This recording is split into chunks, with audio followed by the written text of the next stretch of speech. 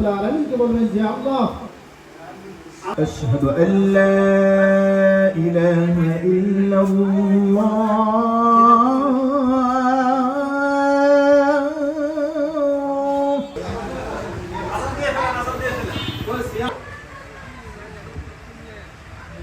এই স্থানটির জন্য একটি মসজিদের বিশেষ প্রয়োজন ছিল। তো আলহামদুলিল্লাহ এই বিষয়টি নিয়ে মানবতার সেবায় সোহেল পেজে আবেদন করেছিলাম।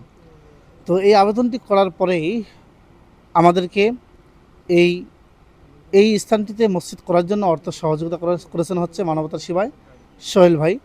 তো যার অর্থ সহযোগিতা পেয়ে আমি তার প্রতিনিধি হয়ে এই স্থানে মসজিদটির কাজ সম্পন্ন করতে পেরেছি আলহামদুলিল্লাহ।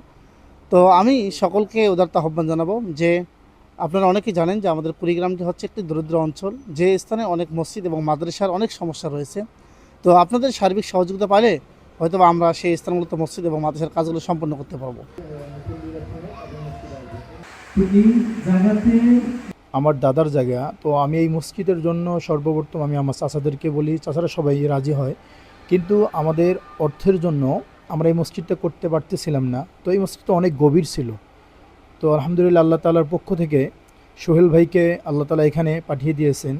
আর সোহেল ভাই এসে আমাদের এখানে দেখে আমাদের গর্ত পূরণ করে সুন্দর একটি মসজিদ বানিয়ে দিয়েছেন, যে মসজিদ আসলে আমাদের প্রত্যেকের জন্য প্রয়োজন ছিল। তো এখান থেকে আপনি যদি ডান দিকে তাকান 1 কিলো দূরে মসজিদ, বাম দিকে 1 কিলো, এর চেয়েও বেশি দূর হবে। তো এখানে মাঝখানে কোনো মসজিদ নেই। তা আমাদের যারা বৃদ্ধ বয়সী যারা আছে এবং যারা ছোট বাচ্চারা যারা নামাজ পড়ার জন্য এখন থেকে আগ্রহী হবে, এরা ফজর, মাগরিব, এশা এই নামাজগুলো পড়ার জন্য যেতে পারে না, কারণ অনেক দূর হয়ে যায়।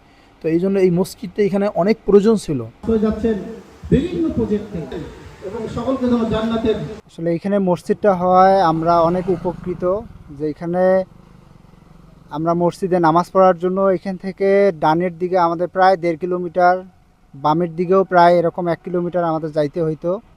যেই মসজিদের ইশার নামাজ এবং ফজরের নামাজ আমরা পড়তে পারতাম না অনেক, এই জন্য আমাদের এই মসজিদটা এখানে একদম মাঝে হয়েছে, এই জন্য আমাদের অনেক সুবিধা হয়েছে।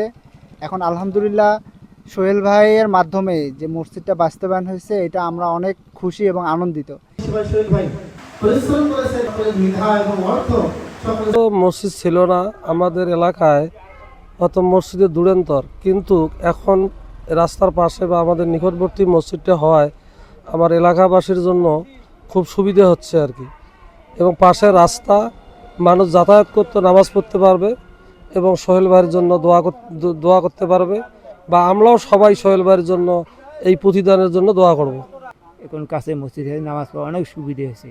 সোহেল ভাইয়ের জন্য অনেক দোয়াটা করি, এলাকাবাসীর জন্যও সবাই সোহেল ভাইয়ের জন্য দোয়াটা করি। আগে আমার নামাজ অনেক কষ্ট হইতো, দূরে যাওয়া নাকে, এখন কাছে মসজিদে হয়েছে, ওখানে অনেক সুবিধা, এলাকার মানুষ অনেক সুবিধে, নামাজ পড়তে একটু ভালো লাগে। আর বিশেষ করে রোডের সামনে মসজিদ যাওয়া এসে চলতি অবস্থায় বহু মানুষ এখানে নামাজ পড়ে, সামনে পুকুর আছে, অনেক সুবিধা আছে। সোহেল ভাই এই মসজিদটা করে দিল, এলাকাবাসীর জন্য অনেক সুবিধে হয়েছে, আমারও সুবিধা হয়েছে। এতদিন তো মসজিদ ছিল না আমাদের এলাকায়, অত মসজিদের দূরান্তর, কিন্তু এখন রাস্তার পাশে বা আমাদের নিকটবর্তী মসজিদটা হওয়ায় আমার এলাকাবাসীর জন্য খুব সুবিধা হচ্ছে আর কি। এবং পাশে রাস্তা, মানুষ যাতায়াত করতে, নামাজ পড়তে পারবে এবং সোহেল ভাইয়ের জন্য দোয়া করতে পারবে, বা আমরাও সবাই সোহেল ভাইয়ের জন্য এই প্রতিদানের জন্য দোয়া করব। আসসালামু আলাইকুম প্রিয় দর্শক, আপনারা অনেকেই জানেন যে মানবতা সেবাশলী স্বেচ্ছাসেবী সংগঠনটি 2022 থেকে অসহায় এবং দরিদ্র মানুষের জন্য কাজ করে যাচ্ছে, বিশেষ করে বাংলাদেশের বিভিন্ন প্রান্তে। তো সেক্ষেত্রে আমরা মসজিদ, মাদ্রাসা, দুস্থ অসহায় মানুষটা আমরা কাজ করে যাচ্ছি। তো সেই ক্ষেত্রে 2022 থেকে 2026 আমরা এই 4 বছরে আমরা অনেক ধরনের মানবিক কাজ করেছি, কিন্তু এর মধ্যে এই কুড়িগ্রাম যাত্রাপুর ইউনিয়নের খানপাড়া গ্রামে আমরা 110 জন মানুষের জন্য একটি মসজিদ নির্মাণ করে দিয়ে যাচ্ছি। এই কাজটি হচ্ছে আমার এই মানবিক জীবনে সবচেয়ে বড় একটি কাজ।